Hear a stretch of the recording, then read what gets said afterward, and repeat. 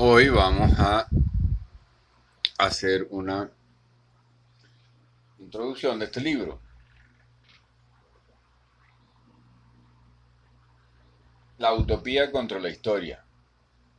María Ramírez Rives, venezolana. Pero yo no la leí porque fuera también venezolana como yo. En realidad no se trata de una cuestión de ego cultural, sino que es increíble que aquí acostumbramos a ver autores que no nos conformamos con el Star System. Por ejemplo, el amigo Han, el coreano que da clases en Alemania, a mí me parece otro posmoderno imitando a, igual que Darío Z, queriendo buscar motivos para hacernos sentir víctimas. O sea, imagínate la ridiculez de vivir en Alemania y dar clases en una universidad alemana que es uno de los epicentros económicos del mundo, uno de los epicentros de la cultura dominante, y él se la da de que es muy renuente y que no usa celular y no usa computadora, pero por celular es por donde más los promueven. O sea, es una tontería. Y además escribe con editoriales de alto estatus. O sea, es una cosa ridícula la postura, como siempre, pequeño burguesa, de la pequeña burguesía protestante, que se la da de izquierda, alternativa, ese tipo de cosas, con todas las prebendas posibles, queriendo promover ante el mundo que haya algún régimen, alguna cosa dominante, un supuesto capitalismo, ¿no?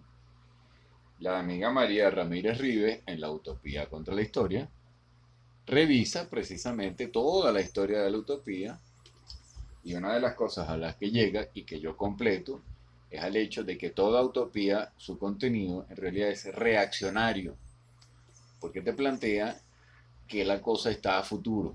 Claro, ella no llega a eso, yo soy quien lo completa. Cuando te dicen que en el futuro es donde va a estar tu salvación, el germen de eso es el pensamiento judaico. Ninguna otra religión dijo eso.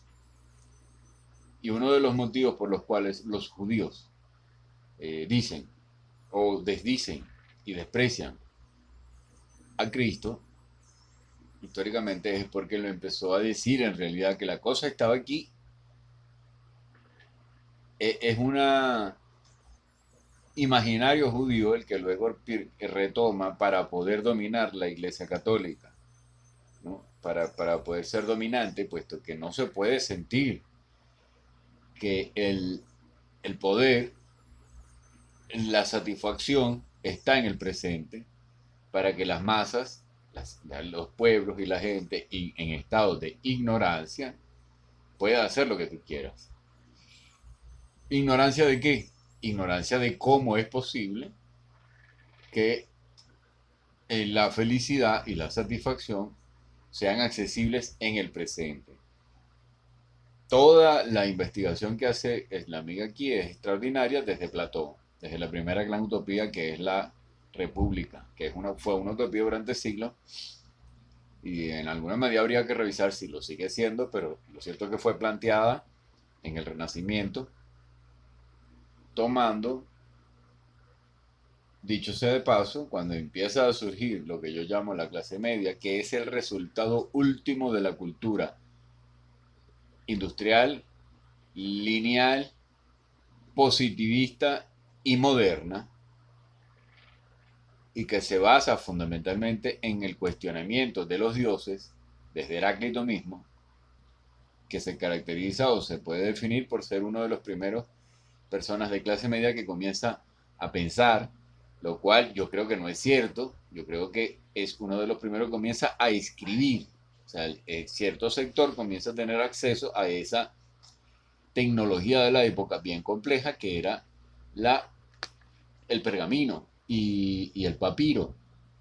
Empiezan a ser ya populares y ya no solamente se escribe en tablas de arcilla, cosa que solo pueden hacer emperadores, era muy costoso, pero seguramente ya mucha gente venía pensando, ya mucha gente venía cuestionándose la realidad, ¿no? Se dice que fue Parménides uno de los primeros que empieza a establecer categorías lógicas para la identificación de los orígenes de las cosas y para la identidad. Empieza a comparar para poder determinar qué es y qué no es, qué es el ser. Y yo creo que eso, por lógica, se venía haciendo desde hace mucho. Es evidente, o sea, creo que no hubiera cultura si no hubieran habido sabios, fenomenólogos, estudiosos de su experiencia y que transmitían conocimiento. O sea, es absurdo pensar eso. Ahora, ciertamente el efecto del poder escribir y tener acceso al registro cultural de otras culturas, valga la redundancia, o sea, el registro de la experiencia y de la experimentación de otras culturas, fue a partir de ahí hubo un gran cambio, a partir del acto de escribir.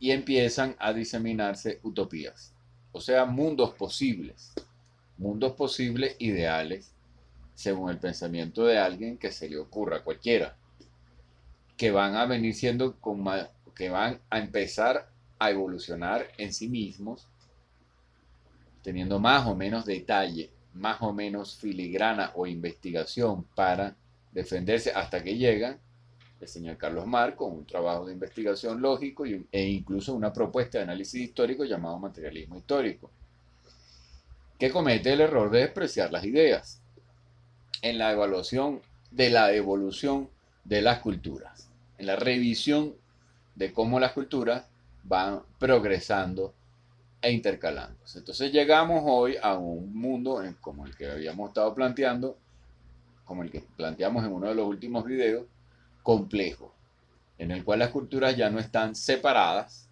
propiamente dicho, no estamos separadas en tiempo y espacio. Bueno, puede que un japonés coma más sushi que aquí, pero aquí también se come sushi. ¿Ves? Puede que hayan diferencias culturales, bueno, con los hindúes, pero aquí también se vende ropa hindú, mi hermana practica yoga. Ya estamos muy mezclados. La globalización sucedió, ya sucedió eso que se llama posmodernidad. No podemos seguir perdiendo el tiempo en victimizaciones ridículas como la del señor Han o como la del señor Zizek. Debemos empezar a asumir que este coronavirus y esta pandemia mundial es un manejo seguramente de ingeniería social, de gente poderosa, pero completamente inevitable. Porque estamos hablando de no sé cuántos millones de personas, 7.500 millones de personas, pero muchísimos millones de personas vivían con gran poder adquisitivo consumiendo y considerando que eso es un gran derecho. Incluso ahorita en Argentina se están quejando un montón de gente de clase media diciendo nos gobiernan, nos dominan unos poderosos, etcétera, etcétera. Y ahora va a venir un control y una política policial. Pero ¿y cómo no? O sea, ¿cómo podía seguir siendo que tú simplemente te comprabas todos los televisores que tú querías? ¿Cómo podía seguir siendo que tú viajabas y comprabas todo el plástico que te daba la gana? ¿Cómo podía seguir siendo? Yo no estoy diciendo que hayan unos superpoderosos que son muy conscientes y muy bellos, no, sino que se tomó una decisión radical y ahora parece que hasta la capa de ozono se está reparando, cosa que no había sucedido en 100 años. Entonces, evidentemente, hay unos personajes que dijeron, mire, esto hay que pararlo, se acabó la clase media, se jodieron todos, y ahora lo que viene es, bueno, ahí veremos. Y yo precisamente tenía la propuesta, se llama cultura silvestre.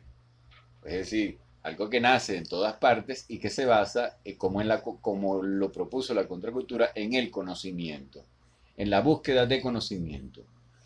Si bien Nietzsche observó, con su gran ignorancia, porque no era un tipo muy culto, que la cultura se expande basándose básicamente en algunas culturas que estudió, en las más poderosas bélicamente, o sea, en los romanos, en los mongoles, en los vikingos, en algunas pocas que estudió.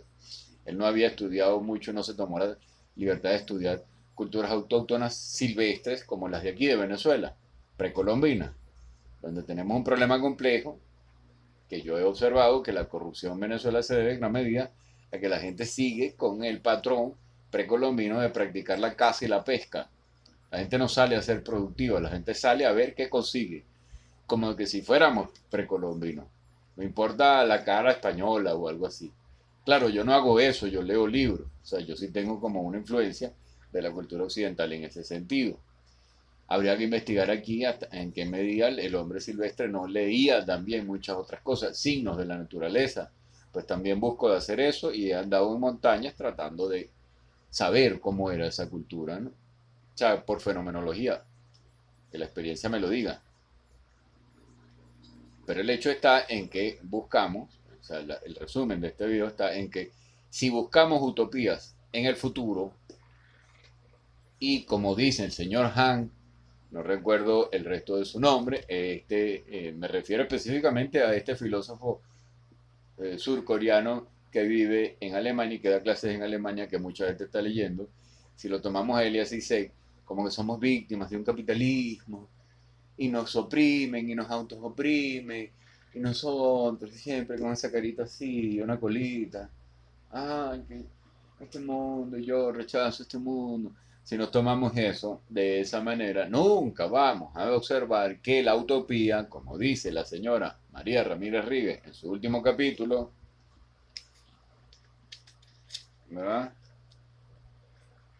Aquí, conclusión, ¿verdad? La utopía está en el presente. La voluntad y la libertad que incluye la responsabilidad de conformar el sueño de lo posible y de elegir los senderos favorables, nos acontece todos los días, cada vez que vamos a tomar la decisión o de consumir algo o de leer en la realidad. Si quieres ser un escritor muy leído, y lo mejor que puedes hacer para ser un escritor muy leído es decirle a la clase media que compra libros: tú eres una víctima y yo te voy a explicar nuevamente por qué eres víctima. No, la clase media no es víctima, la clase media es la principal responsable de la destrucción del ecosistema y de la opresión de la mayoría de la gente oprimida, la clase media de ambos bandos, porque es el sumo exacto de la cultura occidental, es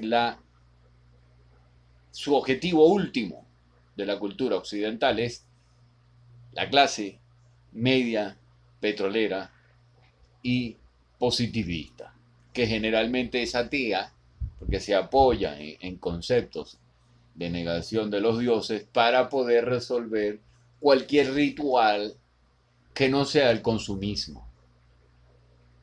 Entonces seguimos en el estudio de una clase porque todavía da mucho de qué hablar y ahora de cómo las utopías, todas, son distractivas del presente mismo en el cual está tu paraíso.